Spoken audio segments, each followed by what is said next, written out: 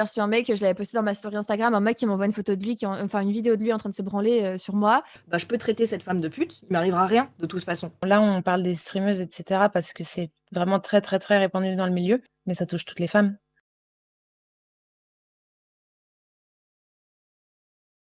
Je m'appelle Nathalie, je suis streameuse sur Twitch depuis 6 ans maintenant. Moi, c'est Manon. Je suis plus connue sous le pseudo de Manonolita sur les réseaux sociaux. Moi, c'est Lixi, j'ai 26 ans. Dans la vie, je suis développeuse web la journée et l'après-midi, je stream. J'ai toujours vécu une sorte de sexisme depuis que j'ai commencé sur la plateforme. J'ai eu ça de toute ma carrière. Ça peut prendre tellement de formes différentes. Ça va être des remarques insistantes sur le physique, ça va être des insultes. Le classique, ce sera sale pute, sale féministe hystérique, salope.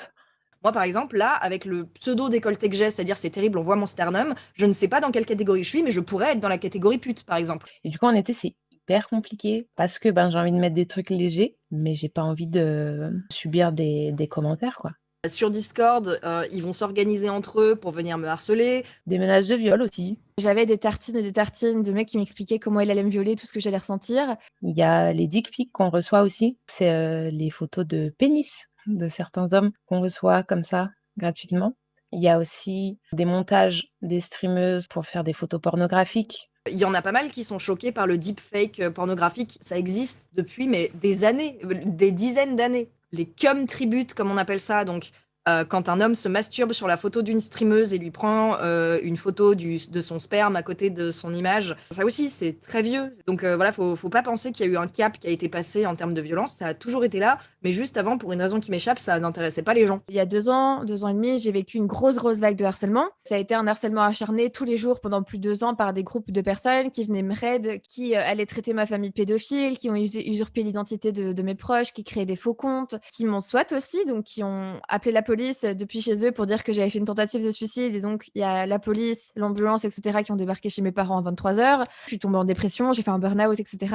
Bah, même là, on m'a juste traitée de pleurnicheuse parce que je savais à quoi m'attendre sur les réseaux et que c'était normal. Moi, je m'estime chanceuse parce que j'ai pas encore eu le stalker. C'est quelqu'un qui va se mettre à vous suivre et potentiellement attendre en bas de chez vous. Et j'ai pas encore eu le doxing. C'est quand on révèle vos informations privées telles que votre nom, prénom et adresse publiquement. Il y a beaucoup de femmes aussi que je connais qui avaient peur de se lancer sur Twitch à cause de ça, hein, qui m'ont déjà dit j'ai trop envie de me lancer sur Twitch, mais quand je vois toi ce que tu te prends comme remarque sur ton chat, enfin, j'aurais absolument pas le courage d'encaisser tout ça, quoi. Là, on parle des streameuses, et cetera parce que c'est vraiment très, très, très répandu dans le milieu, mais ça touche toutes les femmes.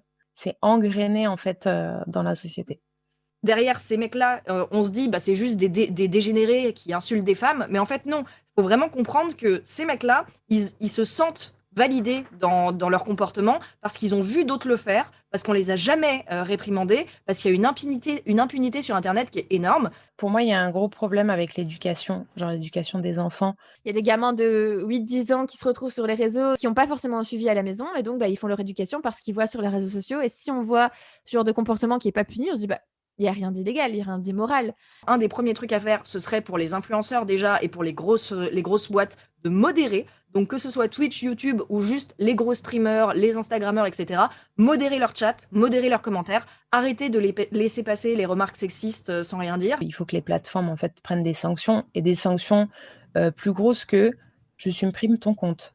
Parce que des comptes, ça se revêt hyper facilement. Il faut que la justice, elle rattrape son retard en fait. Mais quand il s'agit de cyberviolence, il y a très peu de choses qui sont mises en place pour nous protéger. À part si c'est des faits gravissimes, la police, elle est dépassée, elle n'a pas forcément les moyens, elle n'a pas forcément le temps et l'envie. Ça fait une culture d'impunité qui font que les gens se disent, bah je peux traiter cette femme de pute, il m'arrivera rien de toute façon. Il faudrait que ce soit des actions qui n'arrivent pas que quand il y a un drame, pour en parler pendant 2 semaines, pour après passer ça aux oubliettes comme si c'était jamais rien passé. Il faudrait vraiment sensibiliser à ça beaucoup, beaucoup plus régulièrement.